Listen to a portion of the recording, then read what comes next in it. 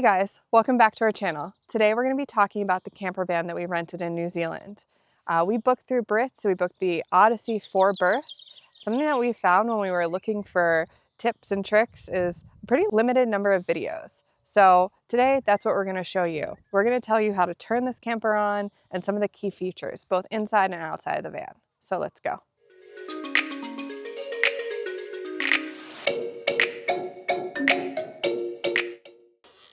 Okay, so first things first, when you come into the camper van, close it, lock it. You've got obviously fire extinguisher over here for safety. You've got a lovely trash can right there. And then right up here is super important. This is the power.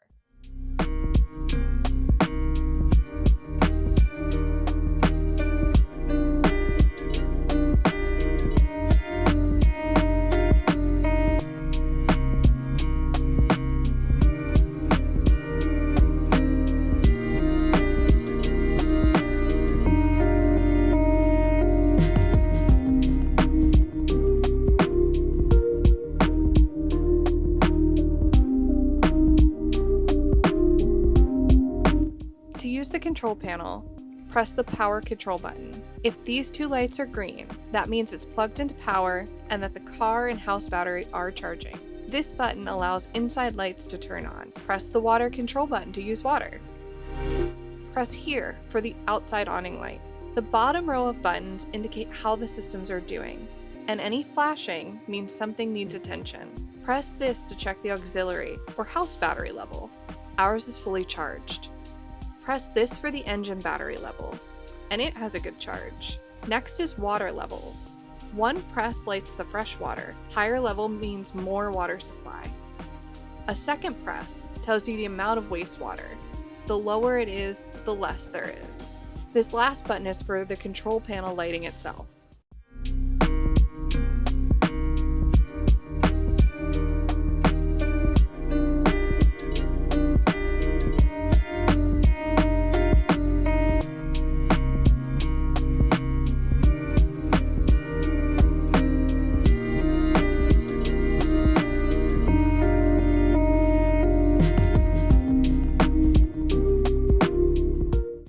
The Truma panel manages heating and hot water, and selects the power source for those features.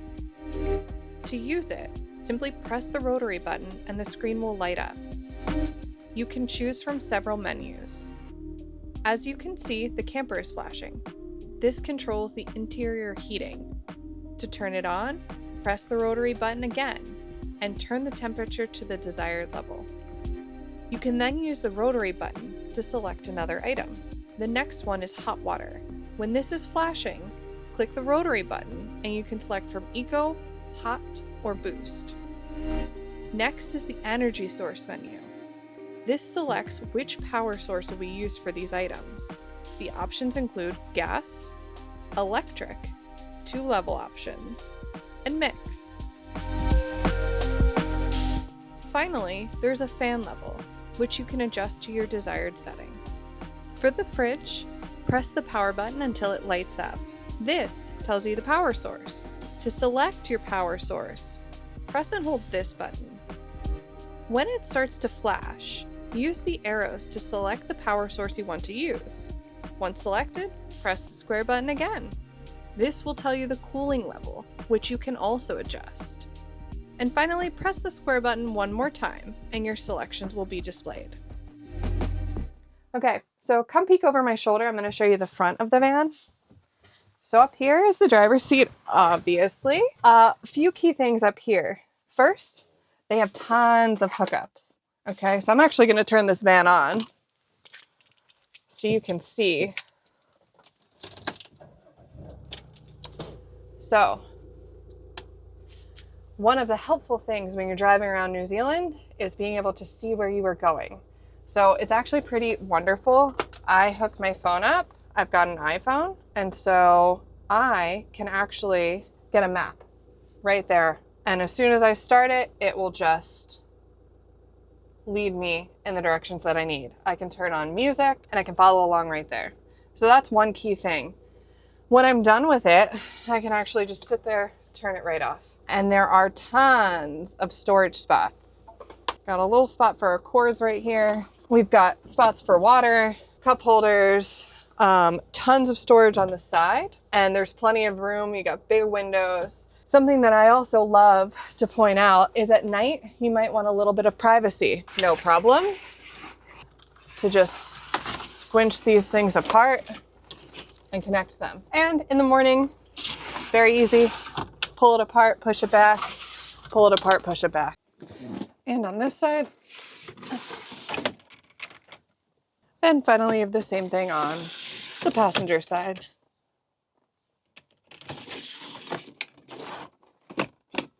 When we're in the camper van and we're sitting here, we love having light. But when we're driving, not so much. And so it's really easy to just cover up, push it back, light in and out. And then if you'll notice, there's storage. Camper vans can be small, so they use every bit of storage all the way around. We have things everywhere. So when we're actually sitting in the camper van, we want to maximize our space. And so, let me do this. I usually do it from the other way. Turns right around. Easy peasy. Pull and twist. This arm always gets a little stuck, so I usually pull it and pull it. And now we've got tons of space. Let's say we want to eat at the table. When you're moving in the car, you want it to be as far back as possible. But when we're sitting in here, we want to be able to access this. So we usually pull it out. Easy lever. Okay, but there's two of us in here, and for some families, more than that. So we want table space. And there's this key thing. So your table sits flat, okay? And it's very easy to put it back. And then you've got easy space for walking. Other cool things. You have tons of storage. We've put a lot of clothes in here. And you've got tons of storage on the other space too. So we've got some of our items. We've got food. We've got more food. And even still, more storage. We've got some cups in here that they gave us, mugs, we've got glass cups. We've put extra toilet paper, paper towels, and some just key food items.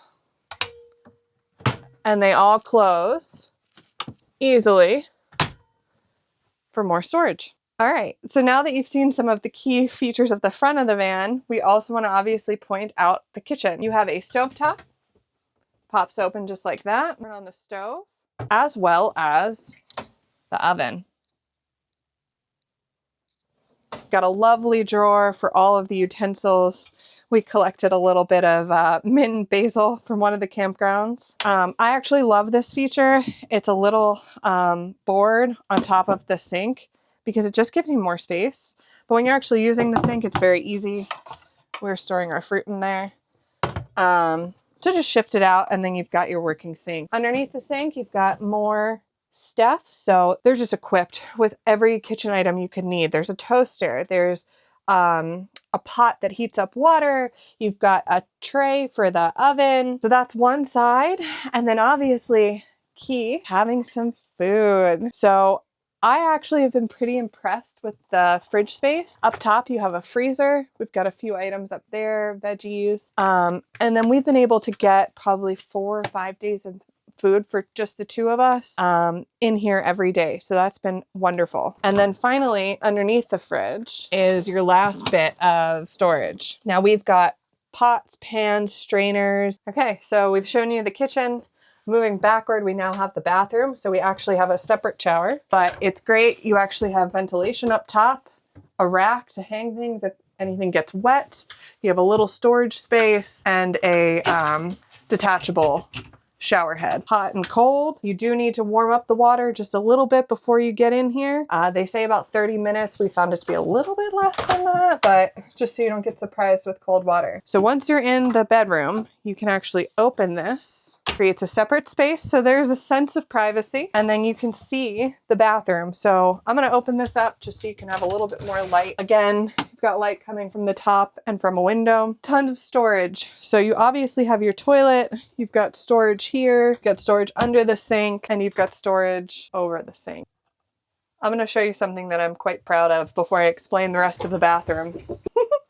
It's so silly and so simple, but it holds all of our toiletries for either the shower or a campground shower. So we've got shampoo, body lotion, deodorant, razors, everything you could think of, and it fits right in there. Closes with a lock to a mirror. You obviously have soap, cup, that's where we store toothbrush and toothpaste. You've got your water here.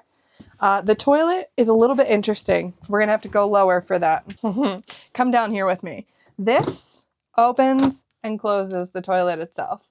So when you're using it, you open it up and open it up, and it filters down to that tank outside. When you're done, close it, done. You have a flush option over here, little hangers in there. You got lights as well as towel holders and a long mirror. Then you open it back up to the rest of the van. Over here, we have a door for the bedroom. When you shift it back, you button it up. Do not drive without buttoning it up. All right, and then into the bedroom.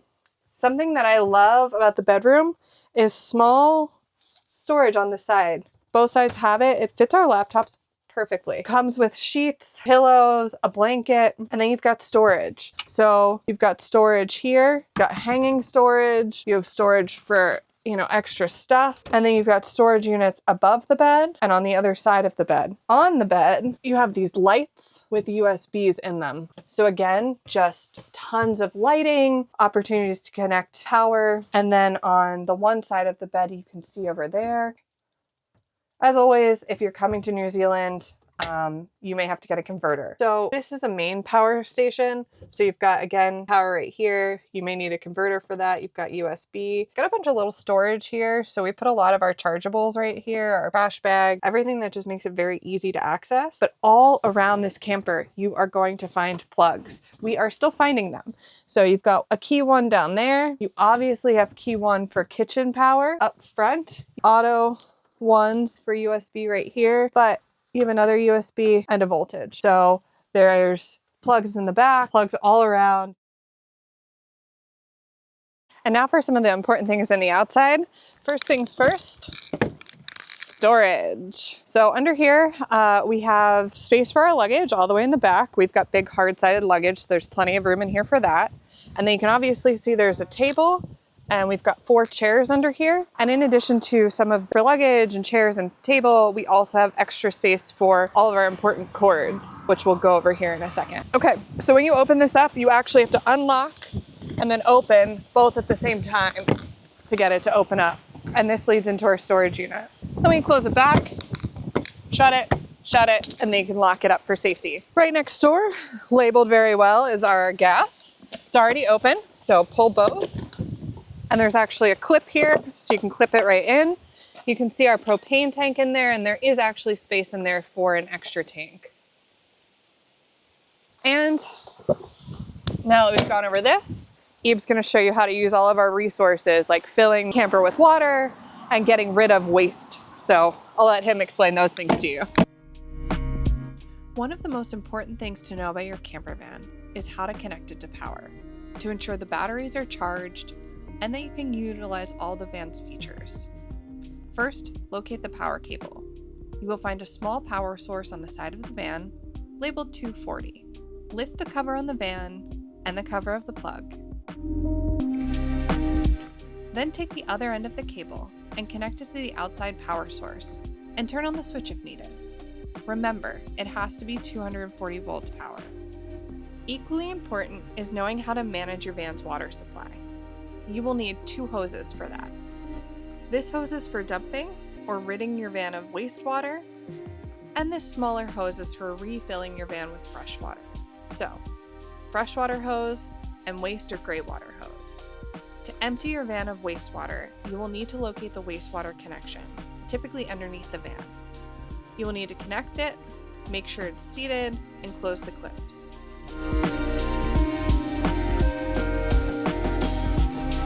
Place the hose into an appropriate dump site, and then turn on the valve to let it empty. For fresh water, connect to the water source. Open the water tank, put in the hose, and turn on the water. Pretty easy.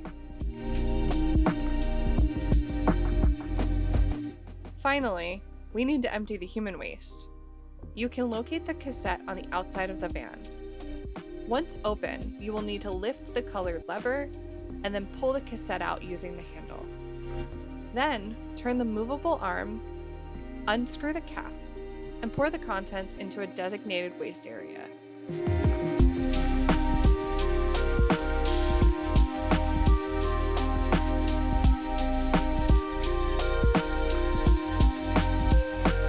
Once empty, rinse it out with water. Place a small amount of water back in the tank and throw in the chemical packet for sanitation. Then return the cassette back into place. Once the gray water has been emptied, unhook the hose, close the valve, clean the hose, and put it away. A quick note regarding gas.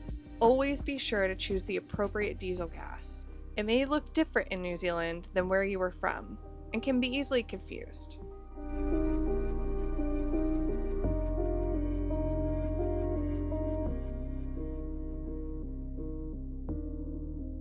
Hey guys, so we've shown you the inside, we've shown you the outside of the camper van. Now we kind of want to just go over some general pros and some things to consider. So my first pro is the amount of storage. There is storage everywhere in this camper van. I felt like we very easily were able to put our stuff away and find a spot for everything. One of the disadvantages of having this camper is the size of it. So now New Zealand roads are built to basically accommodate any camper, any size. But if you are new to camper vans or camper homes, you might find it a little bit difficult to maneuver on some of these roads. But once you get to the campsites, it shouldn't be too difficult, but it's just something to consider while you're on the road. Another advantage that I see is the space. So the actual space inside of the camper van is amazing. We have a bedroom that we can separate, close the door. If someone needs to use the bathroom, there's space for that. And then we have a whole dining area that we can come, sit, eat, work at. The fact that the chairs turn around, the table folds up, it all makes it very easy to maneuver around in here. Another con is this camper was at the top end of the price point. So if you are a big family, this might make a little bit more sense. But if you are just like us, two of you, you might want to consider something that's a little bit less expensive. And at the end, we're going to show you how much this costs with insurance and everything else that was included. So this camper van has everything that you need and in style. It drives well, it's got all of the kitchen fixes, USB plugs everywhere. Anything that I think you may need feels like it's in here and it's in style. So I felt like that was a pretty big advantage. And the last thing for a con is this camper didn't have any information out there. We couldn't find anything on YouTube. The brief was like very basic. So that's why we kind of put this video together to give you guys an idea of the different functions and the different capabilities that this camper has. But we found that to be a little bit difficult to navigate at first. So we spent a little bit of time trying to figure it out on our own. So hopefully this video makes it a little bit easier for you if you're planning on renting it. We rented this camper at the start of peak camping season in New Zealand, and like we said before, it was at the high end of the price point, costing us $4,110 for 15 days. We also elected to have the full premium coverage, which included any damage, bumper to bumper, inside and out, as well as the roadside assistant in case we experienced tire damage, needed to be towed, or get a jump. We also purchased a refueling package which covered the road user charge, which are common in New Zealand, and allowed us to return the camper without refueling the propane or the fuel tank. And finally, our gas total for the trip, which was just around $280 because of the high efficiency gas consumption of this vehicle.